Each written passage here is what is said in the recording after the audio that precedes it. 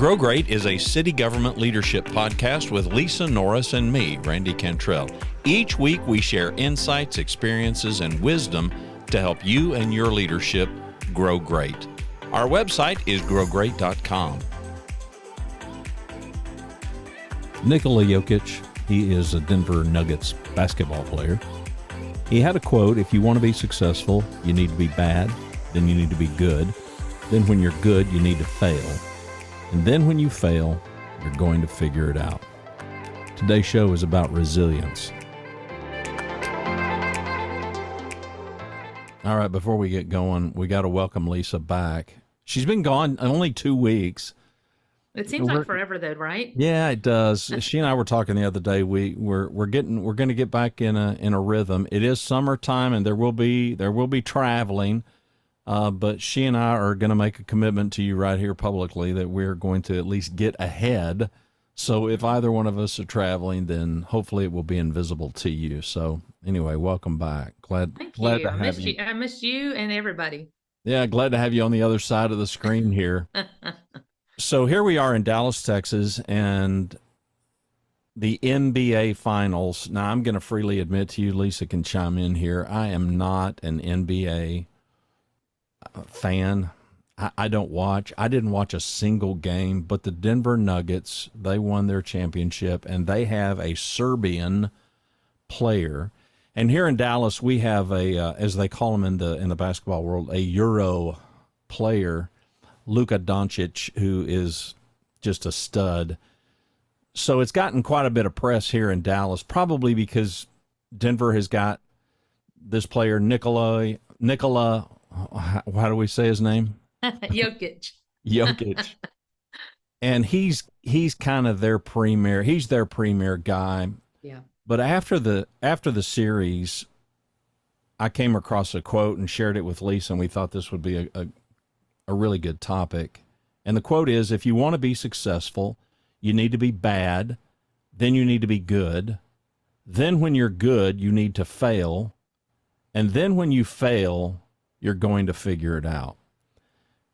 Now, those people that have been around me any time at all know that whole figure it out phrase is kind of key. It's kind of a keynote phrase for me, because I think that's really what largely all of this work is. We are trying to figure it out. We came up with a leadership recipe, and we'll talk more about that in a future episode, because we're going to kind of do some things to tweak that. So I'll go ahead and tease you a little bit with that. But those 5 ingredients, one of the big things about those ingredients is it doesn't matter your communication style. It doesn't matter your temperament. It doesn't matter how you roll, your personality. Those ingredients are in play all the time. But we're all on this real personal journey of trying to figure it out. And so that quote got my attention largely because of that phrase, figure it out. But we kind of want to dissect this a little bit. So if you want to be successful, you need to be bad. Then you need to be good. Then when you're good, you need to fail. And when you fail, you're going to figure it out. It kind of goes hand in hand with my favorite quote, and that is, everything is hard until it's easy. So when I sent that to you, Lisa, what was any big epiphanies for you? For me, it just sums up growth. Each of us, I always equate it kind of to parenting, or, starting a new job. When I was in my 20s and looking back, where you were at 20 and where you're at now, totally different. A different galaxy. Perspectives and different galaxies in our journey of growth. Because when you start your first job, you know nothing. Many kids nowadays that we hire, we have to teach even basic like etiquette. Like, you can't be on your phone at the front desk all day. You can't have your earbud in. But it's the basics. You can't eat at the front counter when somebody's there. It's just these kind of simple. And once you tell them, they're like, oh, that makes total sense. But you don't know what you don't know. Some of it's logic. Some of it's. Did somebody other than your parents teach you those things, by the way? No, my parents taught me that. And Yeah. then in life, you know, as you grow in your job, you definitely have to, you just don't know. So you have people teaching you. And it kind of equates to as I go through the journey of teaching my team different things, I laugh. And if Uriah is one of my HR managers, and we went through the civil service, which for cities that aren't in that, or cities outside of Texas, that is our fire and police state law that you have to adopt. If you adopt it, it governs us. But I laughed because when I was teaching Uriah for when I long-term, you know, eventually retire, and said, you got to learn civil service.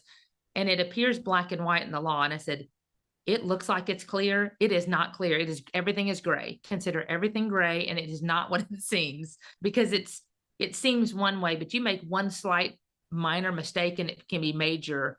That seems like it would be minor.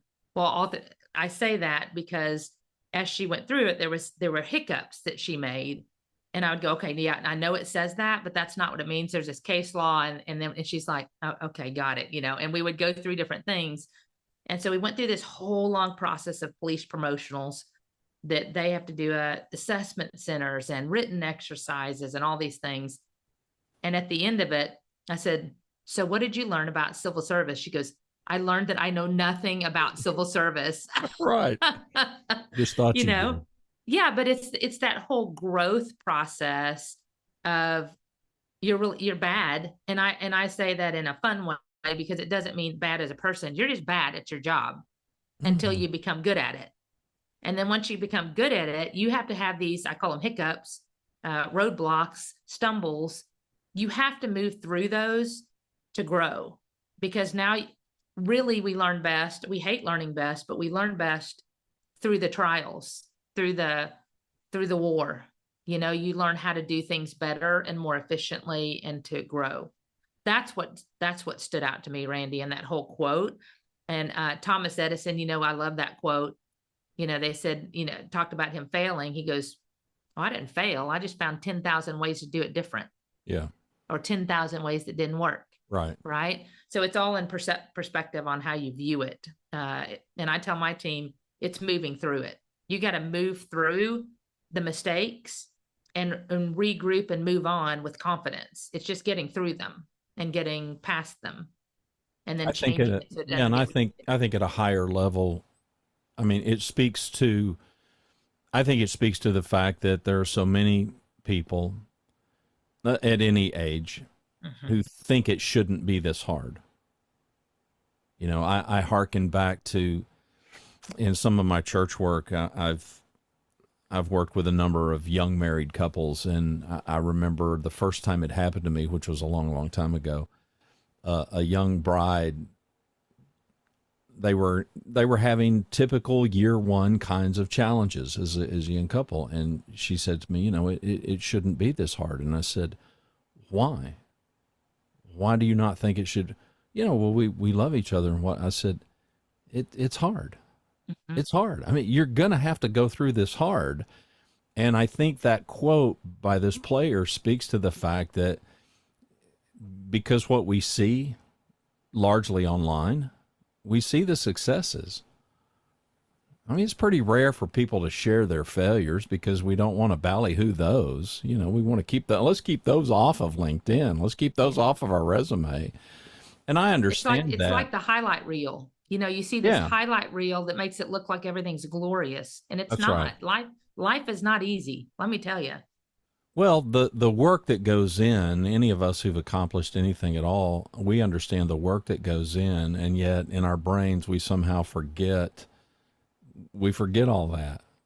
You know, if you took any kind of lessons to learn a musical instrument, you were dreadful. You were dreadful. Everybody in your house knew you were dreadful until you got to where you weren't dreadful. Right. And look at sports. You did hockey. My kids did baseball and softball. Those are not, you don't just get on the ice and miraculously you're amazing. You fall, get up, you just learn to skate, you learn how to get to the puck and shoot the puck, and you know, it's just and we've all got talents. Easy. Yeah, and we've all got talents, and some things can come easier for some people. It's kind of interesting that the race in our careers isn't always won by the fastest person, though. That's right. You know, the person who might be the most naturally gifted athlete may not be the rock star in the entire professional league. They might, but they might not. There was another quote. This Jokic was asked about the importance of basketball in his life, and he said, basketball is not the main thing in my life. It's something that I'm good at. And that quote is with a picture of him. He's got the championship hats on, and he's holding his, I think it's a son, but he's holding a baby, his baby, in his arms. You know, it's something that I'm good at. So whether you're good at it or not, being good at something naturally could mean that you can shorten that pain. You can shorten the failure. You're still going to have it. That's right. It's still coming your way. I grew up being taught by old guys, mainly old guys, a few old women, but mostly old guys, that, you know, the resistance, the adversity, the trials, the push through, that's the barrier of entry. That's what I remember one old man saying, that's what keeps the riffraff out, away from success. Now, riffraff can succeed. Let's make no mistake about it. But I got his point. You know, I was a young guy, and I understood the point that this is the price you're going to have to pay to achieve what you want to achieve. And if you don't want to achieve it, that's fine. You know, that's up to you. You know, the will that we have to win, the will that we have to grow, the will that we have to improve, and how we see the world and how we see our place in it. There are plenty of people, I hope nobody listening to us, that just assume that life, they just have to take what they're given. But I also think that quote speaks a little bit to that. Yeah. You know, it's not a victim kind of a mindset. If you want to be successful, you need to be bad. I would add to that, you need to be willing to be bad. And then you need to be willing to pay the price to get good. And you need to be good with failing, not to the point where you feel victimized, but for the point that, okay, why did that fail? What can I do to improve on that? We talk about risk at, you know, here when I'm working with my team, and I know our city manager's office believes that if you know, if you're not in city government, your CEO, et cetera, we talk about taking risk. We're okay. I always tell my team, don't be afraid to fail. We will not know. We can try 5 different programs. I want thought put into them and make sure we've done our legwork to make sure it appears to be viable. It appears that it would be successful, but don't be afraid if it fails. You're not looked upon negatively. Okay, we failed. Let's either tweak it, assess it, and get rid of it, or just continue to improve it until it does produce what you and I always call it, Randy, the ideal outcome. But the first attempt that didn't work, I'm fine with it. You know, we can either drop it or we can keep tweaking it and making it better and better and better till it's kind of like our Grow Me Grand. It was good. It didn't turn out bad, the first one. It was good, but we didn't settle at good. We wanted great. And so we've tweaked it again. And now here we're getting ready to go in our 3rd session. Grow Me Grand is an internal leadership development program at the city of Grand Prairie, by the way. It's got a mentorship component, et cetera. But we're tweaking it for the 3rd one to make it even better and to continue to grow the mentors, et cetera. So I believe it's all perspective. You know, because something didn't work out, I guess a lot of people will call that a failure. I don't really call it a failure. It's just, okay, that didn't work out as I had planned. So let's tweak it and move forward. How do you handle being bad at something? It's a personal challenge to me. If I'm bad at something, I don't know. I'm such an optimist and positive. Well, and let's put context to this. Let's keep it in the balance of work, right, and things that you know you need to get good at, things that you want to get good at. So we need to make some assumptions there, because there are some things that I may be bad at, and I don't care, because I don't really want to do it anyway. That's right.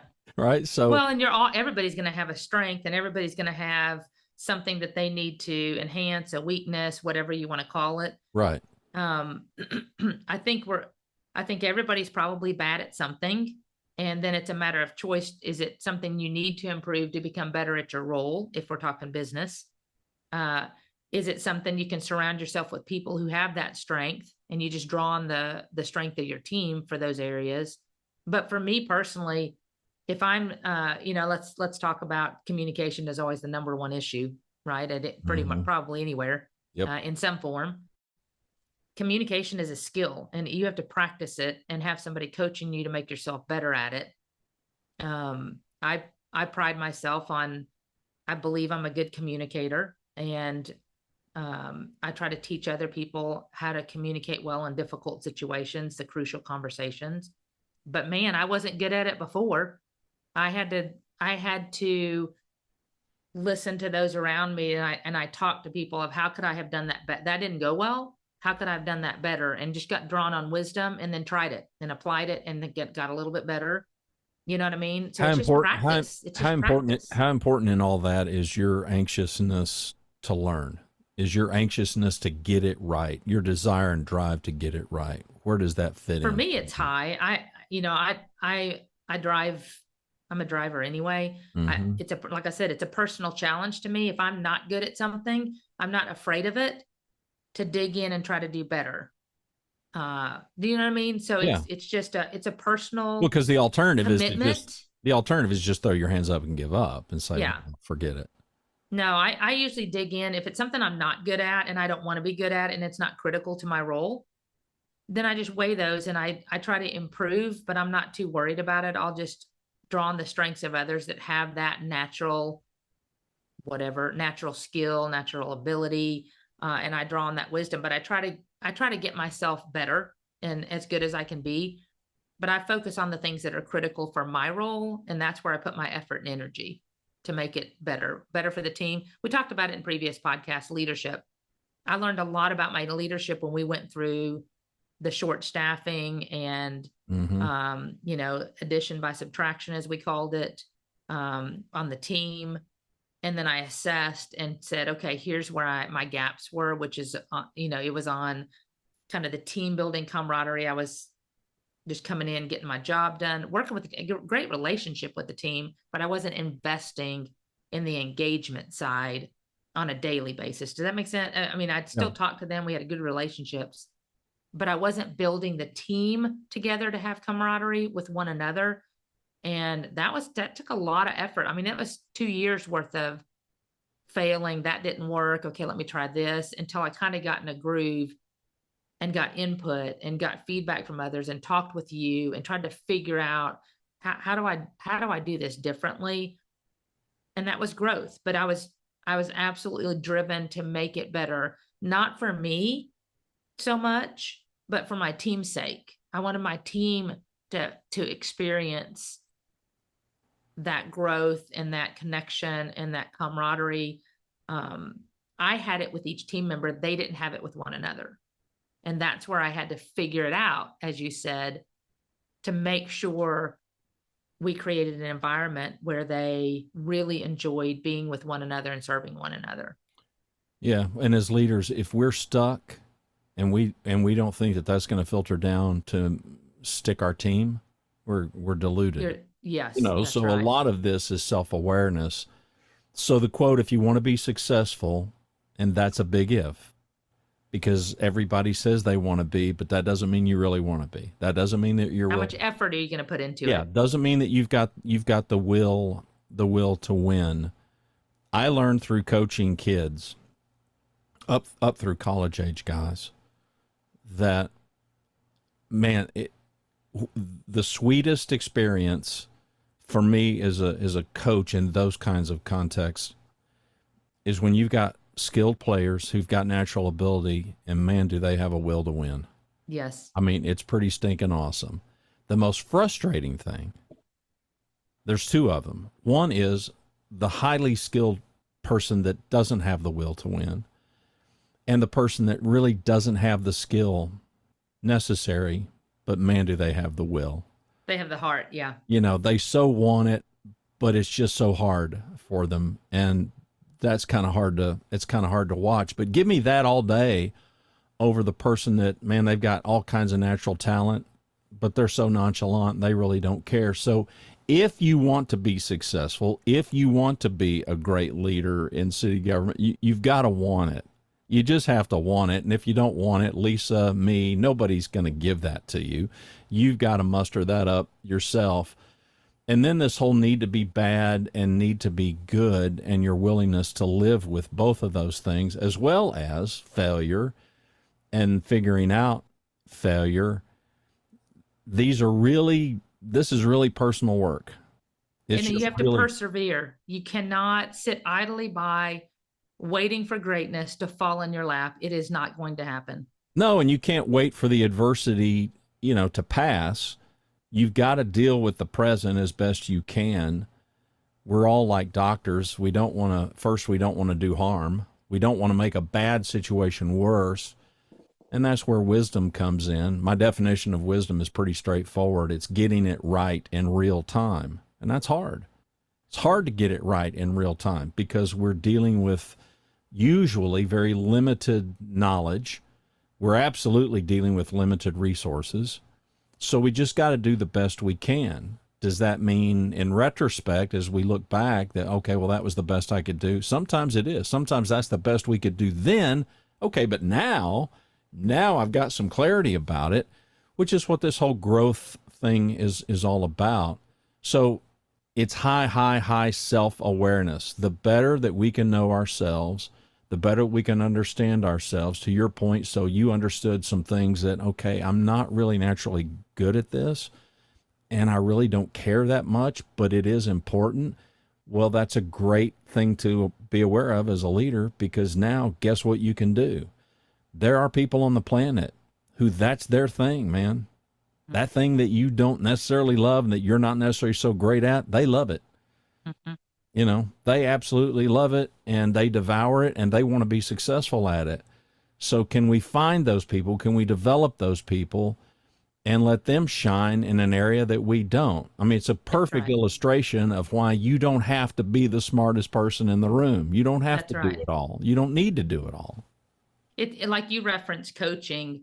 If we can focus on being bad than being good, working through our failures and picking ourselves up and keep moving to improve, the real impact in my mind is not, it is self-serving, because you want to be the best you can be if you're driven and your effort and energy is in improving yourself for others. Well, it's self-beneficial for sure. Of course.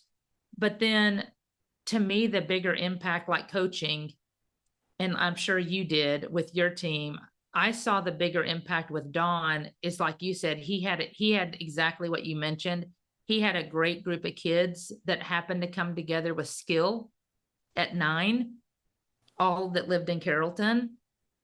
And he had a few that had heart and limited skill, but his job was to bring out the best in them with what they have. Right. If they had heart, he played to that advantage in tournaments. I remember, I'll give an example that I always loved. He had a pitcher that had a great heart. He was a little skinny kid, could barely get the ball over the plate, would lob them. Well, when he would interject him into a tournament game on the final game was when all the kids hit fastballs. He would put him in. He's like, Lucas, just get it over the plate, buddy. Yeah. And Lucas would throw that ball and it would arch like a softball and drop. And those kids would be going full on, swinging in a circle and nearly falling down trying to hit that. But it's those moments. And then what we do as leaders when you're working on yourself and getting better, I always remind people, everybody's watching. Your team is watching how you move through difficulties. Your team is watching how you react in the failure. You have such great impact to others that I hope everybody listening realizes, because they are watching you and they will follow the leader and follow your actions. Not always, not every person, but the vast majority that want to grow are exactly watching how you respond, and it's teaching them how they can respond So when they're growing and moving through failures and trying to get better from being bad to good, the impact you have is enormous. And I saw as a coach, Don's impact almost was greater. He taught skills, but he really taught heart. He taught perseverance, and he grew a young group of athletes into men as a second parent almost, right? And those families relied on him. And I don't know how many times in serving the team through his failures and their failures that he served the parents just as much. He lifted them up. He helped them when they were struggling. I mean, it goes way beyond, people think it's just, I need to focus on me, but your focus on you becomes a focus on others, which is what our leadership recipe is about. And that's what I remind people here. In your growth, you can dramatically influence the growth of others just through your own development and actions. Well, the coach of a sports team like that, like Don's work and my work, with kids, any coach worth their salt in that context, your job is to put these kids in positions where they can achieve success. It's not guaranteed. It's never guaranteed. Failure is way more guaranteed than success, but failure can be a road to success, or failure can be a road to a pity party. That's entirely up to the team, the culture, the player, the coach. But for those of us in leadership at work, to your point of people paying attention to us, our team is going to learn something from us. They're either going to learn how to do it, or they're going to learn how not to do it. That's right. And they will remember those moments. Well, I've gone on record. I can look back, and I'm sure you can look back on somebody that did something really poorly or really well, and it impacted us in that moment in our career. And the person may or may not even know that the influence they had. Well, I was a decade into my career, starting as a 15-year-old, and I had some good momentary examples, but as far as having bosses that really taught me how to do it, no. I mostly learned how not to do it. Yeah. My adult journey it began in my mid-20s with me having a thesis of how it ought to be. Right. Because I'd never experienced it. I had some theories that here's what I think, here's what I believe. And I just started pressure testing them. I put them to work. And turns out, not because I'm brilliant, but I learned how not to do it. Yeah. And so that's up to us. So all of us who have got any influence at all at work, and we all do, we're teaching people. Doesn't matter if you're the boss or not. If you're the boss, then it's just amplified. But whether or not you're the boss in a leadership position, we're influencing people, and we're either influencing them and showing them that this quote that we've shared with this high-end athlete in the NBA, that's not how it works. You can't be bad. You can't fail. If you are, then you're a failure. And you can have that kind of culture if you want, and we can teach people that, or we can teach people this is part of the process. That's right. We're not talking about recklessness. We're not talking about thoughtlessness. We're not talking about ill preparation. We're talking about people that, given a set of circumstances and understanding, this was the decision that they made, and it didn't quite work out, or it didn't work out as well as it could have, and now they can learn something from it. Mm-hmm. And thankfully, Lisa's in a culture that not only tolerates that, but I would say kind of sort of fosters it. Again, be thoughtful, be prepared, get your ducks in a row, make sure you've done your homework. Yeah. But you have to lay it out. You can still get it wrong. Yes. You have to think about the project and try to build it in such a way that it fits your culture. You've figured out the details, you're figuring out the outcomes, and you've built the program around that. But if it fails, we're not afraid to take the risk. It's just, it becomes a pattern. If you fail 5 times and you tried 5 times, then that becomes a bigger issue. That's a different discussion, right? That, okay, we need to vet these a little bit better and things like that. Well, now that's not what we experience No, here. and now you've got an issue where, okay, we may have a person who they're not learning. They're not learning from the mistakes. They're That's not right. making the journey from being bad to good. They're not making the journey from failing to succeeding.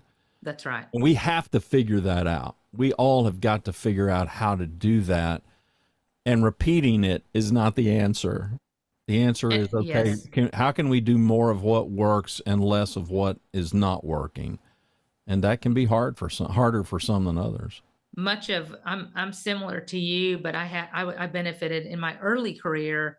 I had two very poor leaders, like you said, and I was in my young 20s, and I quickly learned, well, I don't want to be that, Mm-hmm. and I wasn't even in a leadership role. I was in I was in a supervisory role, at a very big corporation. But after that, I was in more of like an analyst type role. But you learn from the people around you that you watch and go, gosh, that's not how I would have done it if I had the opportunity to be in that same position. But when I came to Grand Prairie, I was fortunate to have a great leader that was very wise and very calm and very patient and thoughtful. And I grew so much under him because he was like you and just would ask questions. Well, tell me, how did you get there? What was your reasoning behind doing it that way? And he never really gave me an answer. He just kept asking questions. I'm like, you're right. I probably should have thought about blah, blah, blah, blah, blah. He never gave me the answer. He just led me to the answer.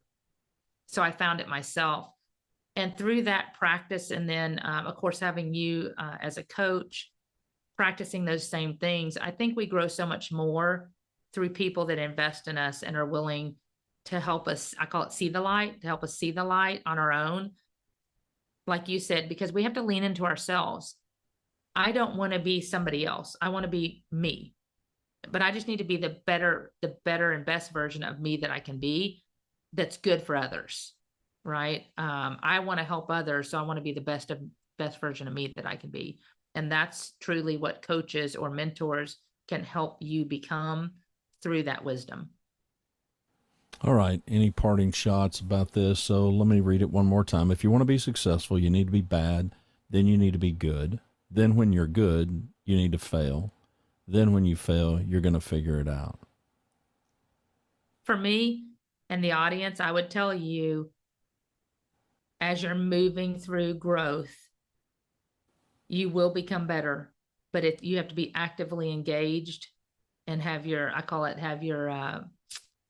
on the prize. You have to, it's a constant journey. It's not a finish line that stops at some point in your career. You will just continue growth at different levels as you progress, but you need to have an invested interest and purpose and intentional methods to get where you want to go. Don't just wait for it to happen, or you'll be waiting your lifetime.